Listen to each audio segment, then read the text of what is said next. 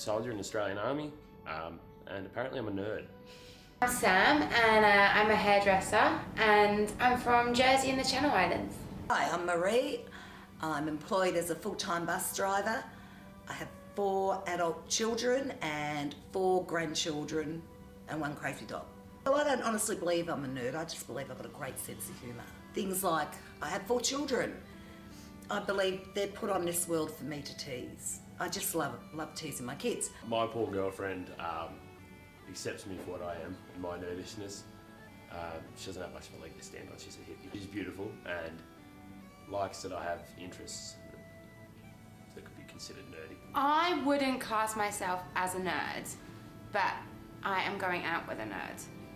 Going out with a nerd is interesting. There's never a dull moment really, and there's always something exciting.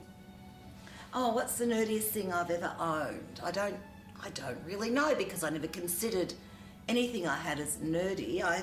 I've got my beautiful Christmas Day, you know, you should have your special Christmas outfit that you wear every year. I quite fancy this every Christmas. I like to wear that. It says, "Let us not forget that the meaning of Christmas is the birth of Brian." So, you know, we all should have a special Christmas top. The nerdiest thing I own, actually my boyfriend got it for me for my birthday, and it is an Indian headrest, because I'm a bit of a hippie at heart, and it literally, I don't know, it's like those old Indian headpieces and it's got feathers on it, American Indian that is, you know the ones where they're like Pocahontas? So here is a sword I bought for my little sister when she was 16. It's a replica of Arwen's sword out of Lord of the Rings. So I've tried to get her into the same sort of genre of nerd as me. And it's interesting, when I first was thinking about what to get her for her birthday, I'd spoke to other girls and they'd suggested things like, you know, makeup and hair products and clothes and all the kind of things I don't really understand. So I thought a sword would be good, and she loved it, which is great, because she's a bigger nerd than me. It's just a smaller person. This is a, so it's a replica of Arwen's. What's really cool, what I like about these, is a curved blade. It's actually originally, I know this is fantasy, but they're originally designed to use by the cavalry, because you can cut from the back of a horse a lot better. This is a longer cutting edge, and that with the curve, it actually gives it sort of more of a powerful hit, so more of a powerful cut, so it's good to hit through armour, things like that, which cavalry would often encounter.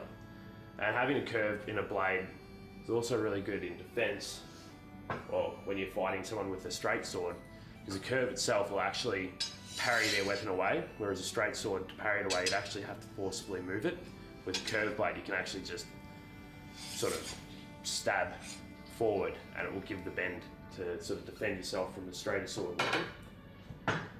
Obviously not as good as the pokey part as a straight sword, but they make up for that with their cutting edge.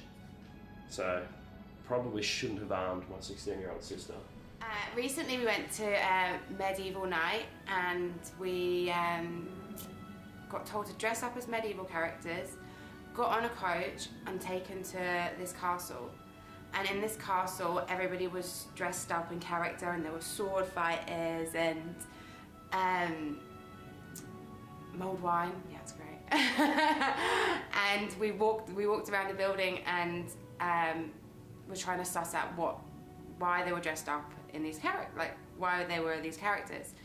And we walked around for a good couple of hours, and at the end of the night we sat down and we watched a film, and it ended up being The Princess Bride. Such a cheesy film, but it was such a good night. But I'd never ever do that on my own normally, so it's not since being in with the nerdy family I'm doing all these exciting things. We had a great time trying to think of costumes. I've got one of my daughters, being young, she was the princess, and we were able to source her a costume from an op shop and then dress it up. I had the problem of being a bit older. I can't be the princess or the queen, it's just not right. I couldn't really be the warrior, I wouldn't have been able to pull it off. I thought, no, you've got to be serious about this stuff, so I thought I'll just go Celtic. So I grabbed some tartan and went just as a Celtic woman. I thought that will cover everything. We didn't know what the movie was going to be, so that was a good way to cover anything and everything. Yeah, the most recent costume I wore was the Undertaker. Not some wrestling fella, like an actual medieval headsman. So that was sort of like a full gown suit that went on with the hood and the gauntlets to match. I didn't carry an axe around, but it was such a convincing costume that at the event we're at, people actually thought I'd worked there rather than was just participating. So that was really good. I got this beautiful dress, and it had these amazing lace bucket sleeves, and it had it had a crown, a huge crown. The lady in the shop gave me a pretty basic crown, but I was like, I'm gonna go fancy dress, I'm gonna go properly, and got a big one. Actually, that crown was pretty heavy. A friend of ours went in his Knights Templar outfit, so that was really good too. He's not many people I know of would say, I'd love to go to that with you, but only if I can wear my Knights Templar outfit. So I think he's probably a bigger nerd than all of us. I'd encourage everyone to be a nerd. If when I have kids, I'll make sure that they grow up sort of nerdish. But yeah, I definitely encourage people to explore their sort of inner geek, inner nerd. If you're a nerd, own it. It's a great thing. It's a great trait. So I would highly encourage being a nerd.